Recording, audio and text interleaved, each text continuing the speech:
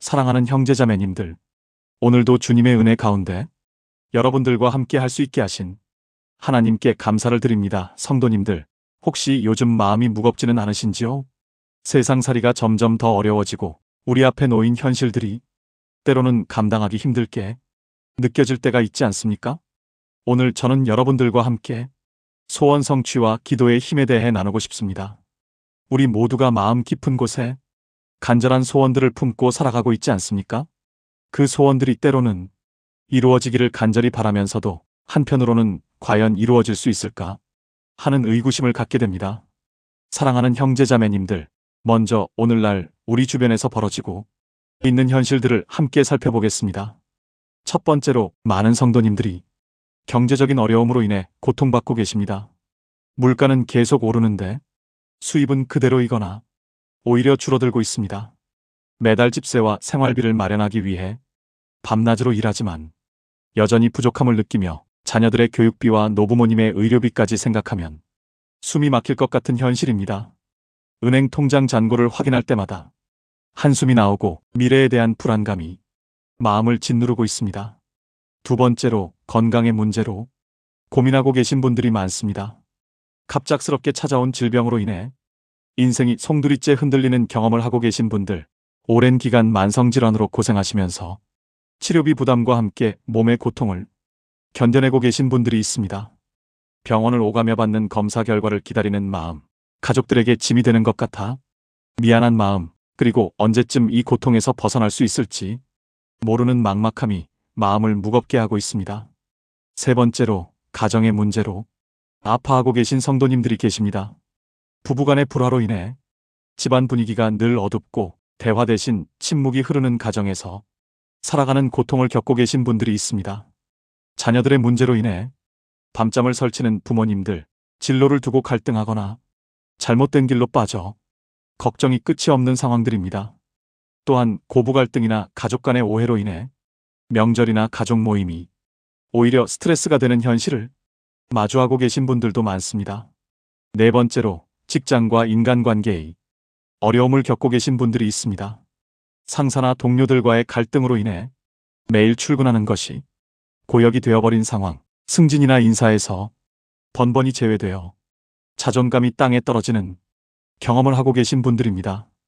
특히 요즘같이 취업이 어려운 시기에 일자리를 구하지 못해 절망감을 느끼는 청년들, 그리고 정년퇴직 이후의 삶에 대한 불안감으로 고민이 깊어지는 중장년층 분들의 아픔이 큽니다. 다섯 번째로, 신앙생활에서 오는 고민들을 안고 계신 분들이 계십니다.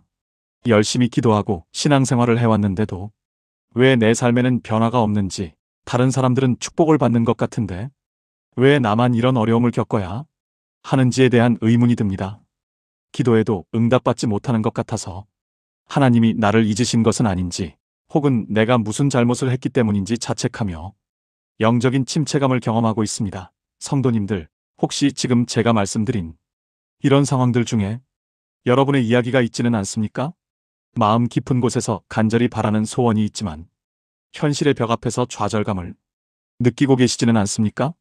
기도는 하고 있지만 정말 하나님이 들어주시는지 확신이 서지 않아 망설여지는 마음이 드시지는 않습니까?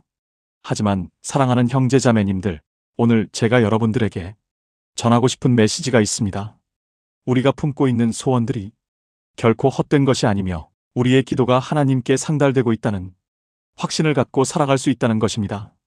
오늘 저는 4가지 중요한 말씀을 통해 여러분들에게 소원 성취와 기도에 참된 능력에 대해 나누어 드리고 싶습니다. 첫째로, 하나님이 우리의 간구를 들으시는 분이라는 것. 둘째로, 우리의 기도가 하나님의 마음을 움직인다는 것. 셋째로, 하나님의 때와 방법으로 응답하시는 지혜로우신 분이라는 것. 그리고 마지막으로, 우리가 어떤 마음과 자세로 기도해야 하는지에 대한 실제적인 말씀을 나누어 드리겠습니다. 먼저 시편 65편 2절 말씀을 함께 보겠습니다. 기도를 들으시는 주여, 모든 육체가 주께 나아오리이다. 이 말씀은 하나님의 본질적인 성품을 보여주는 놀라운 선언입니다.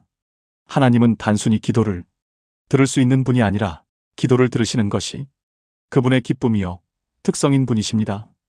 여기서 들으시다라는 히브리어 단어는 단순한 청취를 의미하는 것이 아니라 관심을 갖고 응답하신다는 의미를 담고 있습니다. 마치 사랑하는 어머니가 아이의 울음소리를 들을 때 그냥 듣고 지나치는 것이 아니라 즉시 달려가 품에 안는 것처럼 하나님은 우리의 기도 소리에 귀를 기울이시고 응답하시기를 원하시는 분이십니다. 그렇기 때문에 모든 육체, 즉 모든 인류가 하나님께 나아올 수 있는 것입니다. 또한 예레미야 33편 3절 말씀을 보겠습니다. 너는 내게 부르짖으라. 내가 내게 응답하겠고 내가 알지 못하는 크고 은밀한 일을 내게 보이리라. 이 말씀은 하나님이 우리에게 주시는 놀라운 약속입니다. 부르짖으라는 표현은 단순한 기도가 아니라 간절한 부르짖음을 의미합니다. 마치 깊은 우물에 빠진 사람이 구조를 요청하며 목 놓아 부르는 것처럼 우리의 절실한 상황과 간절한 마음으로 하나님께 부르짖을 때 하나님은 반드시 응답하시겠다고 약속하고 계십니다. 더 나아가 하나님은 우리가 알지 못하는 크고 은밀한 일들을 보여주시겠다고 하셨습니다. 이는 우리의 제한된 시각과 이해를 넘어서는 하나님의 놀라운 계획과 역사하심을 경험하게 해주시겠다는 의미입니다. 우리가 생각지 못한 방법으로 상상하지 못한 크기로 응답해 주시는 하나님의 신실하심을 보여주는 약속의 말씀입니다. 사랑하는 성도님들, 오늘 이 시간이 여러분들에게 새로운 소망과 확신의 시간이 되기를 기도합니다. 첫 번째로 사랑하는 성도님들, 우리가 살아가면서 마주하게 되는 간절한 소원들과 그것을 이루고자 하는 우리의 마음에 대해 말씀드리고 싶습니다. 우리 주변을 살펴보면 정말 많은 형제자매님들이 다양한 소원을 품고 살아가고 계십니다. 어떤 분은 오랫동안 구직 활동을 하고 계시는데 수십 번의 면접에서 떨어지며 좌절감을 느끼고 계십니다. 매일 아침 일어나서 구인 광고를 보며 이력서를 작성하지만 연락조차 오지 않는 현실 앞에서 하나님께서 정말 자신의 기도를 들으시는지 의문을 품게 됩니다. 또 다른 분은 아이를 갖고 싶어 하시는 부부인데 몇 년째 임신 소식이 없어 병원을 전전하며 온갖 치료를 받고 계십니다. 매달 생리가 시작될 때마다 눈물을 흘리며 하나님의 뜻을 이해하지 못하겠다고 고백하십니다. 어떤 성도님은 사업이 어려워져서 직원들 월급도 제때 주지 못하는 상황에 처해 계십니다. 밤잠을 이루지 못하며 어떻게 하면 사업을 회복할 수 있을지, 빚을 어떻게 갚을 수 있을지 고민하며 기도하고 계십니다. 한편으로는 가족의 건강 문제로 고통받고 계시는 분들도 있습니다. 암 진단을 받은 가족을 돌보며 하나님께 치유를 간구하지만 병세는 나아지지 않고 치료비만 늘어가는 현실 앞에서 믿음이 흔들리기도 합니다. 학업에 대한 고민을 안고 계신 분들도 많습니다. 의대나 법대 진학을 꿈꾸며 수년째 재수를 하고 계시지만 원하는 결과가 나오지 않아 자신의 능력과 하나님의 계획에 대해 의문을 품게 됩니다. 또한 결혼을 소망하시는 분들은 좋은 배우자를 만나게 해달라고 기도하지만 해가 바뀌어도 인연을 만나지 못해 외로움과 조급함을 느끼고 계십니다. 이미 결혼하신 분들 중에서도 관계의 어려움으로 고통받고 계신 분들이 있습니다. 배우자와의 갈등이 깊어져 이혼까지 생각하게 되면서 하나님께서 가정을 회복시켜달라고 간절히 기도하고 계십니다. 이러한 현실적인 문제들 앞에서 우리는 종종 하나님의 침묵하심을 경험하게 됩니다. 왜 우리의 간절한 기도에 응답하지 않으시는지, 정말 하나님께서 우리의 기도를 들으시는지 의심하게 됩니다. 이때 우리가 기억해야 할 첫 번째 말씀은 마태복음 7장 7절에서 8절의 말씀입니다. 구하라 그리하면 너희에게 주실 것이요, 찾으라 그리하면 찾아낼 것이요, 문을 두드리라 그리하면 너희에게 열릴 것이니 구하는 이마다 받을 것이요, 찾는 이는 찾아낼 것이요, 두드리는 이에게는 열릴 것이니라. 이 말씀에서 주님은 구하고 찾고 두드리라는 세 가지 행동을 명령하고 계십니다. 여기서 중요한 것은 이 세 동사가 모두 현재 진행형으로 기록되어 있다는 점입니다. 즉, 한 번 구하고 끝나는 것이 아니라 계속해서 구하고 계속해서 찾고 계속해서 두드리라는 의미입니다. 하나님께서는 우리의 지속적인 기도와 간구를 통해 우리의 마음을 준비시키시고 당신의 때에 가장 좋은 것으로 응답하신다는 것을 의미합니다. 두 번째로 기억할 말씀은 예레미야 29장 11절입니다. 여호와의 말씀이니라. 너희를 향한 나의 생각을 내가 아나니 평안이요 재앙이 아니니라. 너희에게 미래와 희망을 주는 것이니라. 하나님께서는 우리를 향한 선한 계획을 가지고 계십니다. 때로는 우리의 소원과 하나님의 계획이 다를 수 있지만 하나님의 계획은 항상 우리에게 최선의 것입니다. 우리가 원하는 것이 당장 이루어지지 않더라도 하나님께서는 우리의 미래와 희망을 위해 더 큰 그림을 그리고 계신다는 사실을 믿어야 합니다. 이 말씀은 바벨론 포로기라는 절망적인 상황에서 주어진 말씀으로 어떤 어려움 가운데서도 하나님의 선하신 계획을 신뢰할 수 있다는 소망을 줍니다. 세 번째 말씀은 로마서 8장 28절입니다. 우리가 알거니와 하나님을 사랑하는 자, 곧 그의 뜻대로 부르심을 입은 자들에게는 모든 것이 합력하여 선을 이루느니라. 이 말씀은 우리의 모든 경험, 심지어 고통과 실패까지도 하나님께서 합력하여 선을 이루시는 도구로 사용하신다는 놀라운 약속입니다. 우리가 원하는 소원이 이루어지지 않는 것처럼 보일 때도 하나님께서는 그 모든 과정을 통해 우리에게 더 큰 선을 준비하고 계신다는 것을 의미합니다. 이는 우리의 관점이 아닌 하나님의 영원한 관점에서 모든 것을 보아야 한다는 교훈을 줍니다. 성경 인물들의 삶을 통해 이러한 진리를 더욱 명확히 볼 수 있습니다. 먼저 다윗의 이야기를 살펴보겠습니다. 다윗은 어린 나이에 사무엘을 통해 이스라엘의 왕으로 기름 부음을 받았지만 실제로 왕이 되기까지는 수많은 고난의 시간을 보내야 했습니다. 사울 왕의 질투와 미움을 받아 도망자의 삶을 살았고 때로는 동굴에 숨어 지내기도 했습니다. 그는 시편을 통해 자신의 간절한 기도와 소원을 하나님께 아뢰었습니다. 여호와여, 나를 긍휼히 여기소서. 내가 시들었나이다. 여호와여, 나를 고치소서. 내 뼈가 떨리나이다라고 고백하며 자신의 연약함과 절망감을 솔직하게 드러냈습니다. 하지만 다윗은 이러한 고난의 시간 동안 하나님에 대한 신뢰를 잃지 않았고 오히려 더욱 깊은 믿음으로 성장해 갔습니다. 결국 하나님께서는 당신의 때에 다윗을 이스라엘의 위대한 왕으로 세우셨고 그의 고난의 경험은 후에 많은 시편을 통해 수많은 사람들에게 위로와 소망을 주는 도구가 되었습니다. 요셉의 이야기도 마찬가지입니다. 요셉은 어려서부터 하나님께서 주신 꿈을 통해 자신의 미래에 대한 소망을 품고 있었습니다. 그러나 현실은 그와 정반대였습니다. 형들의 시기와 질투로 인해 이집트의 노예로 팔려갔고 보디발의 집에서 충성스럽게 섬겼지만 누명을 쓰고 감옥에 갇히게 되었습니다. 13년이라는 긴 시간 동안 그는 절망적인 상황 속에서도 하나님에 대한 믿음을 포기하지 않았습니다. 감옥에서도 다른 죄수들을 섬기며 하나님의 은사를 사용했고 마침내 하나님께서 예비하신 때에 이집트의 총리가 되어 자신의 가족과 이스라엘 민족을 기근에서 구원하는 도구가 되었습니다. 요셉은 후에 자신을 해한 형들에게 당신들은 나를 해하려 하였으나 하나님은 그것을 선으로 바꾸사 오늘과 같이 많은 백성의 생명을 구원하게 하시려 하셨나니라고 말했습니다. 이제 우리가 소원 성취와 기도의 힘을 경험하기 위한 구체적인 실천 방법들을 살펴보겠습니다. 첫 단계는 우리의 소원을 하나님 앞에 구체적이고 솔직하게 아뢰는 것입니다. 하나님께서는 이미 우리의 마음을 아시지만 우리가 입으로 고백하고 기도할 때 우리의 마음이 정리되고 믿음이 성장합니다.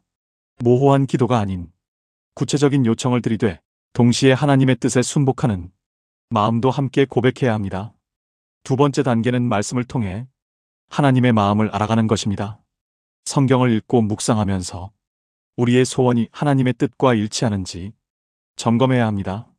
때로는 우리의 소원 자체를 수정해야 할 필요가 있고 때로는 소원을 이루는 방법에 대해 하나님의 지혜를 구해야 합니다. 말씀은 우리의 기도 방향을 올바르게 인도하는 나침반과 같은 역할을 합니다. 세 번째 단계는 감사와 찬양으로 기도를 시작하는 것입니다. 아직 응답받지 못한 소원에 대해서도 하나님께서 반드시 응답하실 것을 믿고 미리 감사드리는 믿음의 기도를 드려야 합니다. 이는 우리의 마음을 하나님의 마음에 맞추고 부정적인 생각들을 물리치는 영적인 무기가 됩니다. 네 번째 단계는 금식과 함께하는 간절한 기도입니다. 중요한 소원일수록 육체의 욕구를 절제하며 더욱 간절히 기도해야 합니다. 금식은 단순히 음식을 끊는 것이 아니라 하나님을 향한 우리의 마음을 집중시키고 영적인 민감도를 높이는 훈련입니다. 다섯 번째 단계는 동역자들과 함께 기도하는 것입니다. 두세 사람이 내 이름으로 모인 곳에는 나도 그들 중에 있느니라는 주님의 약속을 믿고 신뢰할 만한 형제자매들과 함께 기도 제목을 나누고 함께 기도해야 합니다. 공동체의 기도는 개인의 기도보다 더 큰 영적인 힘을 가지고 있습니다. 여섯 번째 단계는 기도와 함께 구체적인 행동을 취하는 것입니다. 믿음에는 반드시 행함이 따라야 합니다. 취업을 위해 기도한다면 이력서를 준비하고 면접을 준비해야 하고 사업의 회복을 위해 기도한다면 성실한 경영과 올바른 전략 수립에도 최선을 다해야 합니다. 하나님께서는 우리의 기도와 노력을 함께 보시고 응답하십니다. 일곱 번째 단계는 하나님의 때를 기다리는 인내의 훈련입니다. 우리의 시간표와 하나님의 시간표는 다를 수 있습니다. 때로는 즉시 응답이 오기도 하지만 때로는 오랜 기다림의 시간이 필요할 수도 있습니다. 이 기다림의 시간 동안 우리는 더욱 성숙한 믿음의 사람으로 자라가며 하나님의 더 큰 계획을 준비하게 됩니다. 사랑하는 형제자매님들, 여러분의 간절한 소원들을 하나님께서 모르실 리 없습니다. 우리의 머리카락 숫자까지 세시는 하나님께서 우리의 마음 깊은 곳에 있는 소원들을 모르실 리가 없습니다. 때로는 응답이 늦어지는 것처럼 느껴지고 때로는 우리가 원하는 방향과 다른 응답이 올 수도 있습니다. 하지만 분명한 것은 하나님께서는 우리를 사랑하시고 우리에게 가장 좋은 것을 주시기 원하신다는 사실입니다.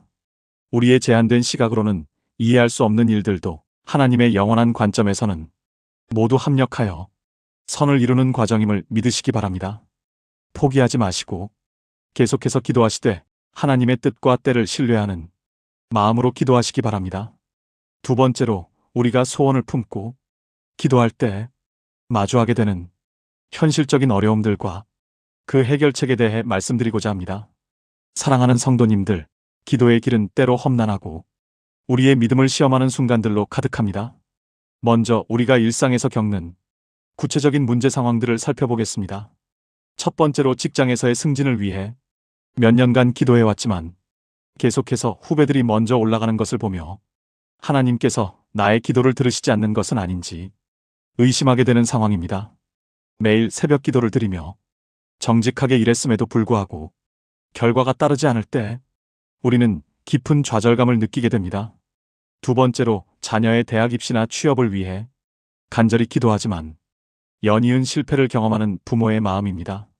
밤새도록 눈물로 기도하며 금식까지 하면서도 원하는 결과를 얻지 못할 때 부모는 자신의 믿음이 부족한 것인지 자책하며 하나님의 뜻을 의심하게 됩니다.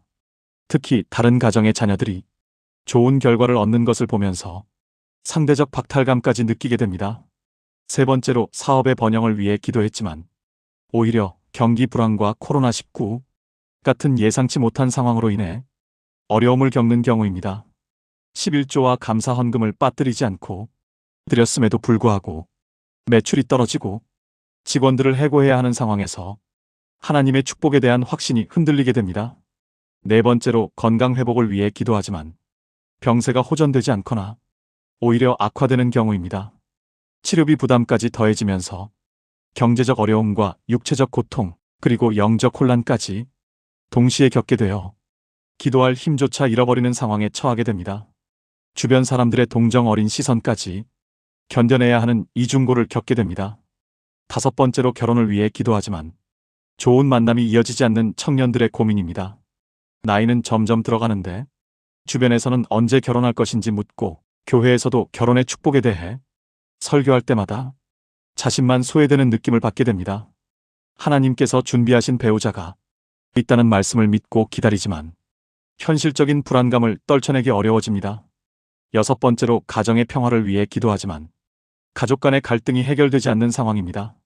특히 믿지 않는 가족들의 반대와 오해로 인해 신앙생활에 제약을 받거나 아예 교회 출석을 금지당하는 경우도 있습니다. 사랑하는 가족을 위해 기도하지만 오히려 관계가 더 악화되는 것 같아 마음이 찢어지는 고통을 경험하게 됩니다. 일곱 번째로 경제적 어려움에서 벗어나기 위해 기도하지만 빚은 늘어가고 수입은 줄어드는 현실을 마주하는 상황입니다. 믿음으로 살겠다고 다짐했지만 월세와 생활비 압박 앞에서는 당장의 현실적 해결책이 필요하게 되고 하나님의 때를 기다리기보다는 세상적인 방법을 찾게 되는 자신을 발견하며 영적 갈등을 겪게 됩니다. 이러한 어려움 가운데서도 하나님의 말씀은 우리에게 분명한 답을 주고 있습니다. 먼저 로마서 8장 28절 말씀을 보겠습니다. 우리가 알거니와 하나님을 사랑하는 자, 곧 그의 뜻대로 부르심을 입은 자들에게는 모든 것이 합력하여 선을 이루느니라. 이 말씀은 우리의 현재 상황이 아무리 어렵고 이해할 수 없더라도 하나님께서는 모든 것을 합력하여 선을 이루신다는 약속입니다. 여기서 모든 것은 우리가 원하는 것뿐만 아니라 원하지 않는 시련과 어려움까지 포함됩니다. 하나님의 관점에서는 우리의 실패와 좌절마저도 더 큰 축복을 위한 과정이 될 수 있음을 깨달아야 합니다. 다음으로 예레미야 29장 11절을 살펴보겠습니다. 여호와의 말씀이니라. 너희를 향한 나의 생각을 내가 아나니 평안이요 재앙이 아니니라. 너희에게 미래와 희망을 주는 것이니라. 이 말씀은 바벨론 포로로 끌려간 이스라엘 백성들에게 주신 약속입니다. 그들의 현실은 절망적이었지만 하나님의 계획은 여전히 그들을 향한 선한 뜻이었습니다.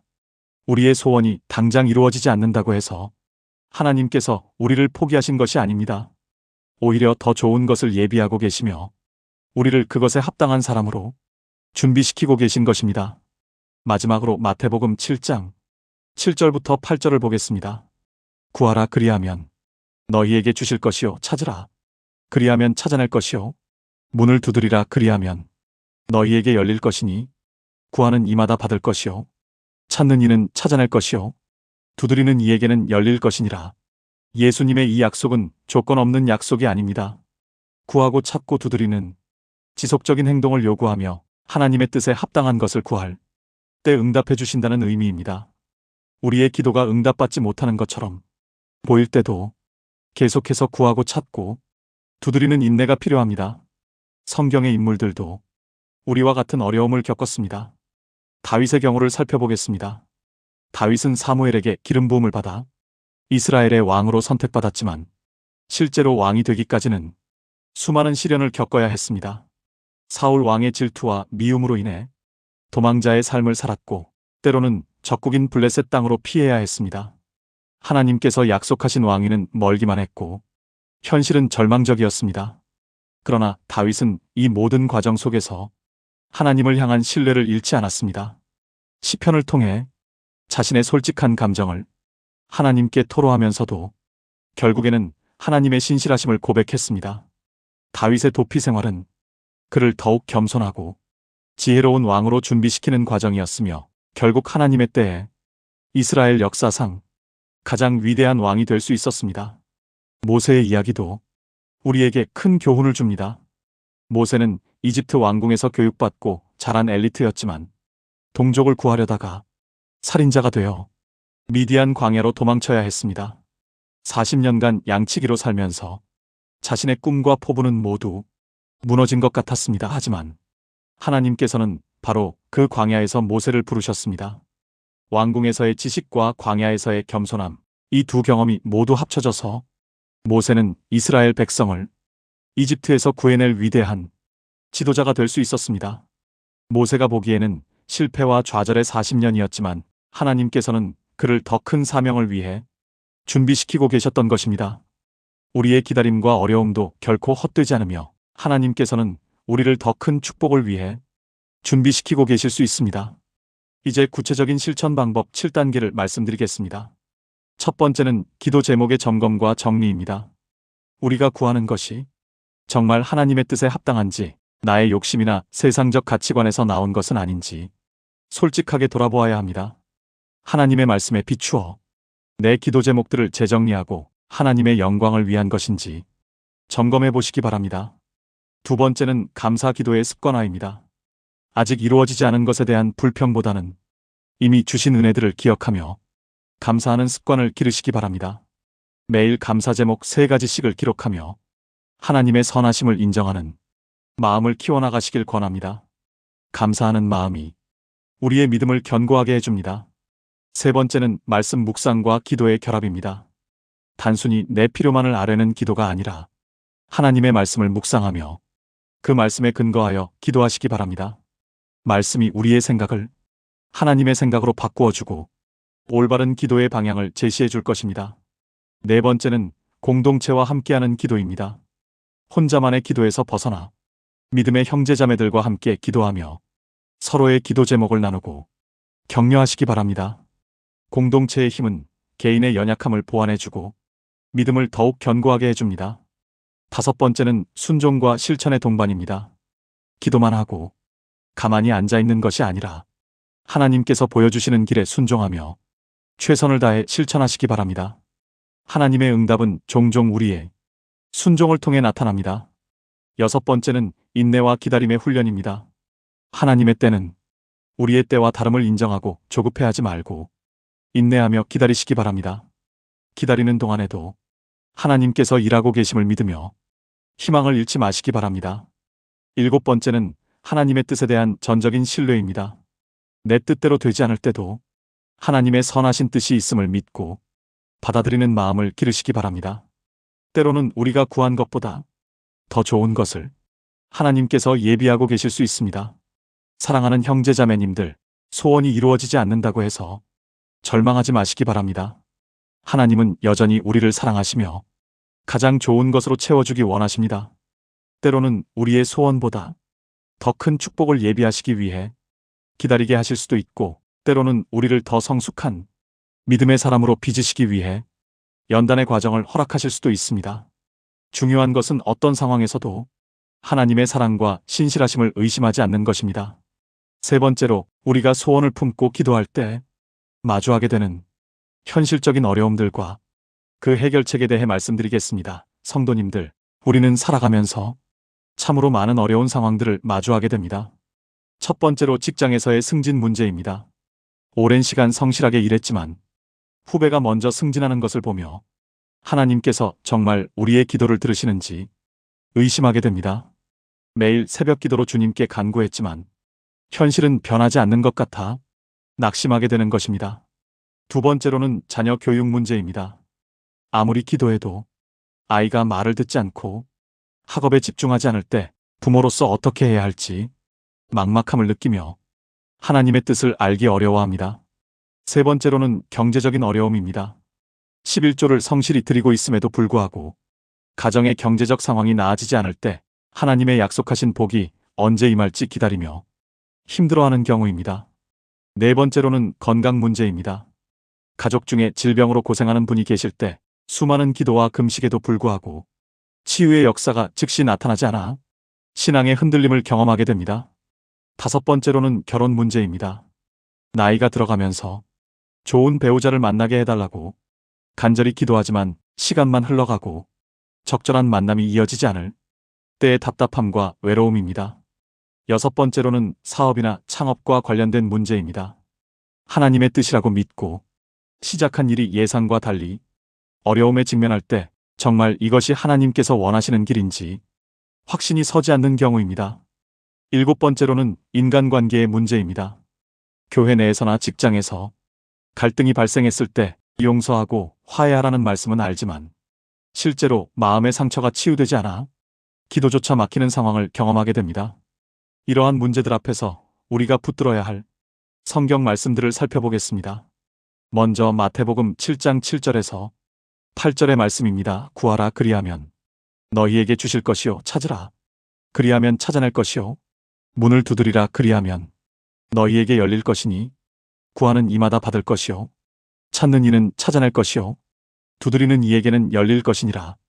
이 말씀에서 주목해야 할 점은 구하고 찾고 두드리는 행위가 모두 현재 진행형이라는 것입니다. 즉, 한번 기도하고 끝나는 것이 아니라 지속적이고 끈질긴 기도를 의미합니다. 하나님께서는 우리의 간절함과 지속성을 보시며 우리가 정말로 그것을 원하는지, 그리고 그것을 받을 준비가 되었는지를 확인하십니다. 또한 이 말씀은 하나님께서 우리의 기도를 듣지 않으시는 것이 아니라 가장 좋은 때에 가장 좋은 방법으로 응답하신다는 확신을 주는 약속의 말씀입니다. 두 번째로 로마서 8장 28절 말씀입니다. 우리가 알거니와 하나님을 사랑하는 자, 곧 그의 뜻대로 부르심을 입은 자들에게는 모든 것이 합력하여 선을 이루느니라. 이 말씀은 우리가 이해할 수 없는 상황들, 심지어 고통스럽고 억울한 상황들조차도 하나님의 큰 계획 안에서는 선한 목적을 위해 사용된다는 놀라운 진리를 담고 있습니다. 여기서 중요한 것은 하나님을 사랑하는 자라는 조건입니다. 이는 단순히 감정적인 사랑이 아니라 하나님의 뜻에 순종하며 신뢰하는 믿음의 자세를 의미합니다. 우리의 소원이 당장 이루어지지 않는다 해서 하나님께서 우리를 외면하시는 것이 아니라 더 큰 복을 위해 때로는 연단의 과정을 허락하시는 것입니다. 이 말씀을 통해 우리는 현재의 어려움 너머에 있는 하나님의 선하신 계획을 바라보며 인내할 수 있는 힘을 얻게 됩니다. 세 번째로 예레미야 29장 11절 말씀입니다. 여호와의 말씀이니라. 너희를 향한 나의 생각을 내가 아나니 평안이요 재앙이 아니니라. 너희에게 미래와 희망을 주는 것이니라. 이 말씀은 바벨론 포로로 끌려간 이스라엘 백성들에게 주신 위로와 약속의 말씀입니다. 그들이 절망적인 상황에 처해 있을 때 하나님께서는 여전히 그들을 향한 선한 계획을 가지고 계시다고 말씀하셨습니다. 우리 역시 현재의 상황이 아무리 어둡고 막막해 보일지라도 하나님께서는 우리를 향한 선한 계획을 가지고 계십니다. 여기서 미래와 희망이라는 단어는 히브리어로 아하리트와 티크바인데 이는 단순히 좋은 일이 일어날 것이라는 의미가 아니라 하나님의 목적이 성취될 완전한 회복과 구원을 의미합니다. 따라서 우리의 기도가 당장 응답되지 않는 것처럼 보일 때에도 하나님께서는 우리의 최종적인 선을 위해 역사하고 계심을 믿고 기다려야 합니다. 성경의 인물들을 통해서도 이런 원리를 확인할 수 있습니다. 먼저 요셉의 이야기를 살펴보겠습니다. 요셉은 하나님께서 주신 꿈을 통해 자신의 미래에 대한 비전을 받았지만 그 꿈이 실현되기까지는 무려 13년이라는 긴 세월이 걸렸습니다. 그 기간 동안 그는 형들의 시기로 인해 노예로 팔렸고 억울한 누명을 써서 감옥에 갇혔습니다. 만약 우리가 요셉의 입장이었다면 과연 하나님의 약속을 끝까지 믿고 기다릴 수 있었을까요? 요셉은 가장 어려운 상황에서도 하나님을 원망하지 않았고 오히려 주어진 환경에서 최선을 다했습니다. 보디발의 집에서도 성실하게 일했고 감옥에서도 다른 죄수들을 돌보며 하나님의 사랑을 실천했습니다. 결국 하나님께서는 요셉을 이집트의 총리로 세우시어 그의 꿈을 성취시키셨을 뿐만 아니라 그를 통해 이스라엘 민족 전체를 구원하시는 놀라운 역사를 이루셨습니다. 이처럼 우리의 소원도 때로는 오랜 기다림의 시간이 필요할 수 있지만 그 과정에서 우리가 하나님을 신뢰하며 순종한다면 상상할 수 없는 큰 복으로 응답해 주실 것입니다. 또 다른 예로 다윗의 이야기를 들 수 있습니다. 다윗은 어린 시절 사무엘 선지자로부터 기름 부음을 받아 이스라엘의 왕이 될 것이라는 약속을 받았습니다. 하지만 실제로 왕위에 오르기까지는 약 15년이라는 긴 세월이 필요했습니다. 그 기간 동안 다윗은 사울 왕의 질투와 미움으로 인해 끊임없이 도망다니는 생활을 해야 했습니다. 광야에서 숨어 지내며 죽음의 위협을 받았고 때로는 절망감에 빠져 하나님께 부르짖기도 했습니다.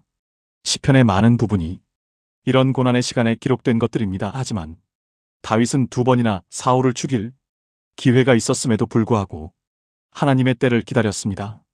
하나님께서 기름 부어 세우신 왕을 해하지 않겠다고 다짐하며 하나님의 방법으로 하나님의 때에 왕이 되기를 원했습니다. 결국 하나님께서는 다윗을 이스라엘 역사상 가장 위대한 왕으로 세우셨고 그의 후손을 통해 메시아가 오실 것이라는 약속까지 주셨습니다.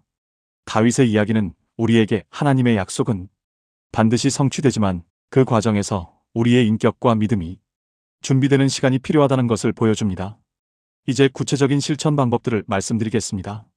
첫 번째 단계는 우리의 소원을 하나님 앞에 구체적으로 고백하는 것입니다.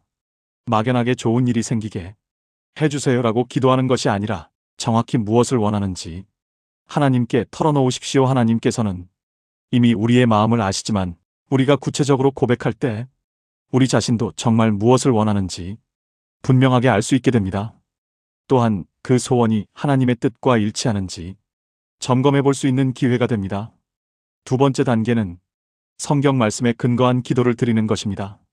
우리의 감정이나 상황에만 의존하여 기도하지 말고 하나님께서 성경에서 약속하신 말씀들을 찾아서 그 말씀을 근거로 기도하십시오. 예를 들어 물질적인 필요가 있다면 빌립보서 4장 19절에 나의 하나님이 그리스도 예수 안에서 영광 가운데 그 풍성한 대로 너희 모든 쓸 것을 채우시리라는 말씀을 붙들고 기도하는 것입니다. 이렇게 하면 우리의 기도가 하나님의 약속 위에 서게 되어 더욱 확신 있는 기도를 드릴 수 있습니다. 세 번째 단계는 감사히 기도를 먼저 드리는 것입니다. 아직 소원이 이루어지지 않았어도 하나님께서 이미 우리에게 베풀어 주신 은혜들을 먼저 감사하십시오.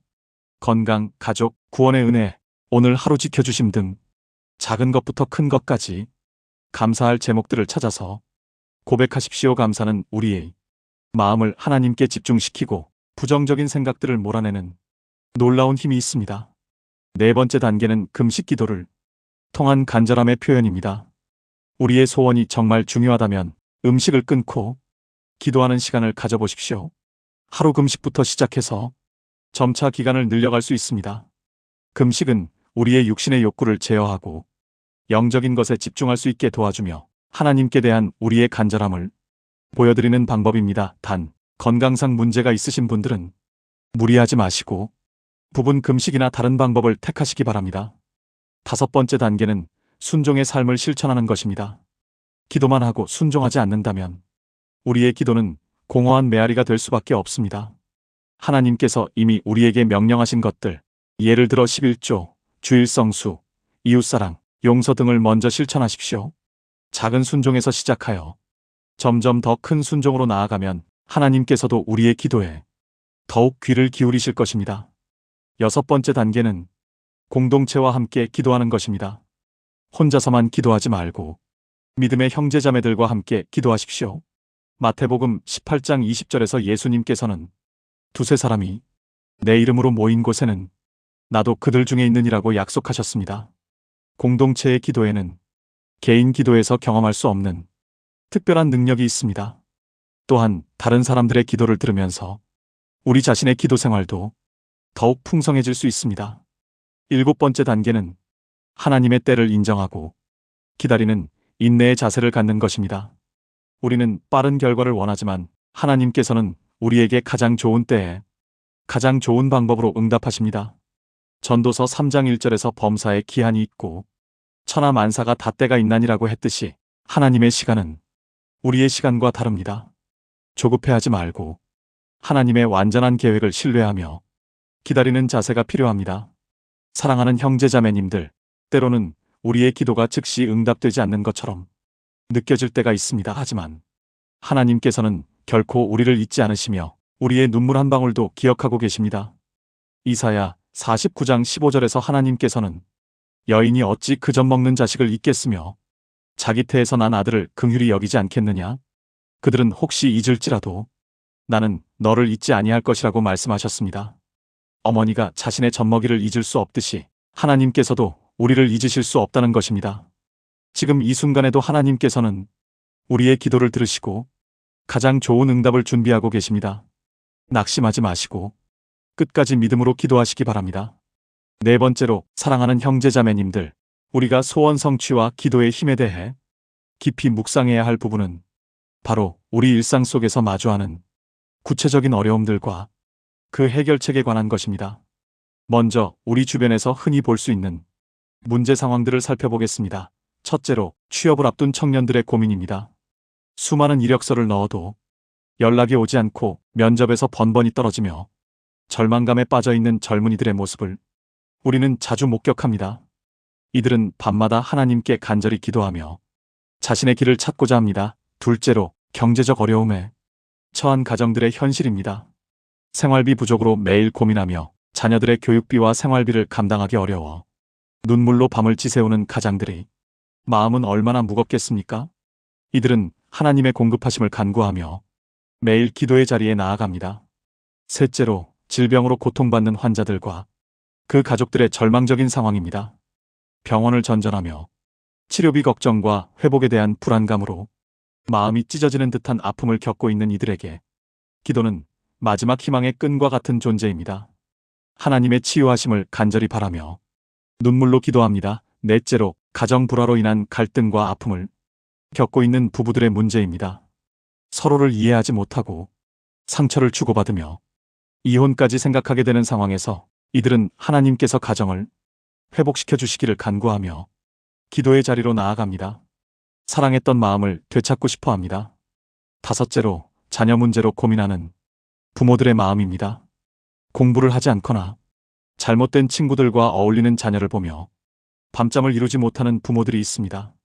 이들은 자녀가 바른 길로 돌아오기를 바라며 하나님께 간절히 기도하며 눈물로 호소합니다.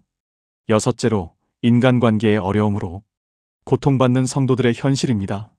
직장에서의 갈등, 교회 내에서의 오해와 상처, 친구들과의 불화로 인해 마음의 상처를 받고 있는 이들이 많습니다. 이들은 화해와 용서의 은혜를 구하며 하나님께 기도합니다. 일곱째로, 미래에 대한 불안과 두려움으로 고민하는 이들의 문제입니다.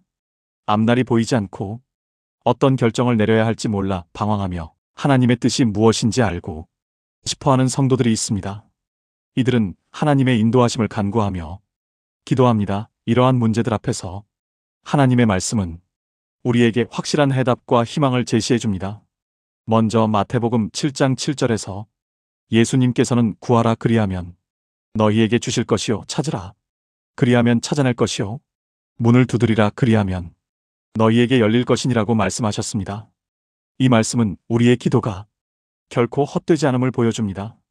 하나님께서는 우리가 진실한 마음으로 구할 때 반드시 응답해 주십니다. 하지만 이것은 단순히 요구만 하면 된다는 뜻이 아니라 하나님의 뜻에 합당한 마음으로 간구할 때 이루어지는 약속입니다. 우리는 이 말씀을 통해 기도의 확실성과 하나님의 신실하심을 확신할 수 있습니다. 또한 예레미야 29장 11절에서는 여호와의 말씀이니라 너희를 향한 나의 생각을 내가 아나니 평안이요 재앙이 아니니라 너희에게 미래와 희망을 주는 것이니라고 하셨습니다. 이 말씀은 하나님께서 우리 각자에 대해 선한 계획을 가지고 계시다는 것을 보여줍니다. 비록 현재 우리가 어려운 상황에 있더라도 하나님께서는 우리에게 희망찬 미래를 예비하고 계십니다. 이 약속의 말씀은 우리가 절망하지 않고 꾸준히 기도할 수 있는 근거가 됩니다. 하나님의 계획은 항상 우리의 유익을 위한 것이며 그분의 사랑 안에서 모든 것이 합력하여 선을 이룬다는 확신을 갖게 해줍니다. 빌립보서 4장 19절에서는 나의 하나님이 그리스도 예수 안에서 영광 가운데 그의 풍성한 대로 너희 모든 쓸 것을 채우시리라고 약속하셨습니다.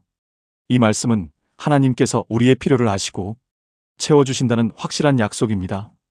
우리가 물질적인 필요든 영적인 필요든 모든 것을 하나님께 맡기고 기도할 때 하나님께서는 그분의 풍성하신 은혜로 우리의 모든 필요를 채워주십니다. 이것은 우리의 능력이나 조건에 달린 것이 아니라 하나님의 신실하심과 사랑에 기초한 약속입니다. 우리는 이 말씀을 믿고 담대히 하나님께 나아가 우리의 필요를 아뢰을 수 있습니다. 성경 인물들의 삶을 통해서도 우리는 기도의 힘을 확인할 수 있습니다. 다윗의 경우를 살펴보겠습니다. 다윗은 사울 왕의 질투와 미움으로 인해 도망자의 삶을 살아야 했습니다. 동굴과 광야에서 숨어 지내며 언제 죽을지 모르는 위험한 상황에서도 다윗은 하나님께 기도하기를 멈추지 않았습니다. 시편을 통해 우리는 다윗이 얼마나 간절히 하나님께 부르짖었는지 알 수 있습니다. 결국 하나님께서는 다윗을 이스라엘의 왕으로 세우셨고 그의 기도에 응답해 주셨습니다. 다윗의 삶은 어려운 상황에서도 포기하지 않고 하나님께 기도하는 자에게 하나님께서 놀라운 축복을 베푸신다는 것을 보여줍니다. 우리도 다윗처럼 어떤 어려움 가운데서도 하나님께 우리의 마음을 쏟아내며 기도해야 합니다. 또한 요셉의 삶도 우리에게 큰 교훈을 줍니다.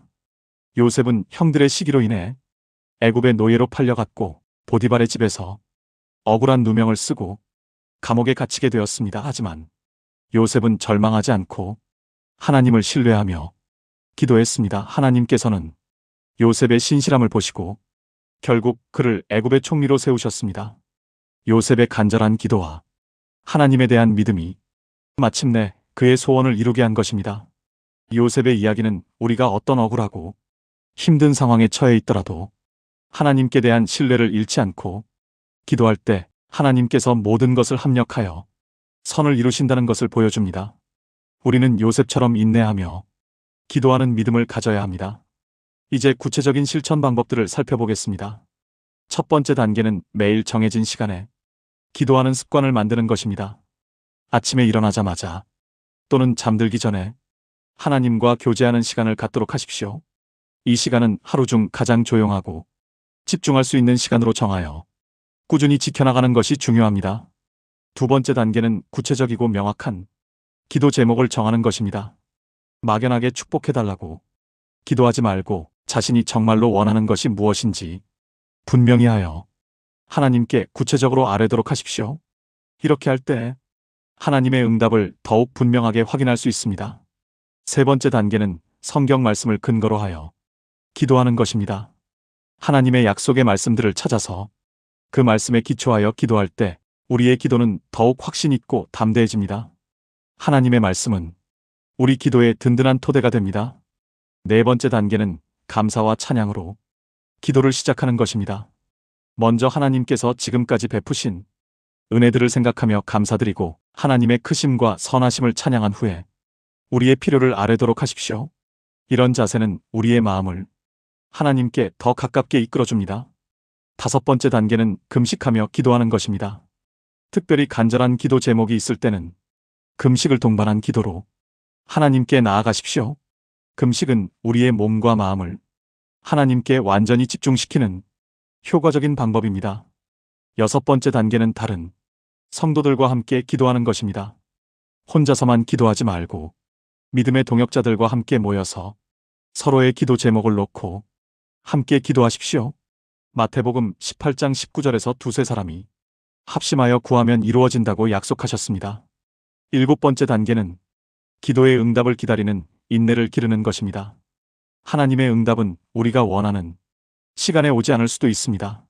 하지만 하나님의 때가 가장 좋은 때임을 믿고 인내하며 기다리는 것도 믿음의 중요한 부분입니다. 사랑하는 형제자매님들, 하나님께서는 여러분의 모든 기도를 들고 계십니다. 비록 지금 당장 눈에 보이는 응답이 없다고 해서 낙심하지 마십시오. 하나님의 사랑은 변하지 않으며 그분의 계획은 반드시 성취됩니다. 여러분의 소원이 하나님의 뜻에 합당한 것이라면 반드시 이루어질 것입니다. 오늘도 담대히 하나님께 나아가 여러분의 마음을 쏟아내어 기도하시기 바랍니다. 하나님께서 여러분과 함께 하시며 모든 어려움을 해결해 주실 것입니다.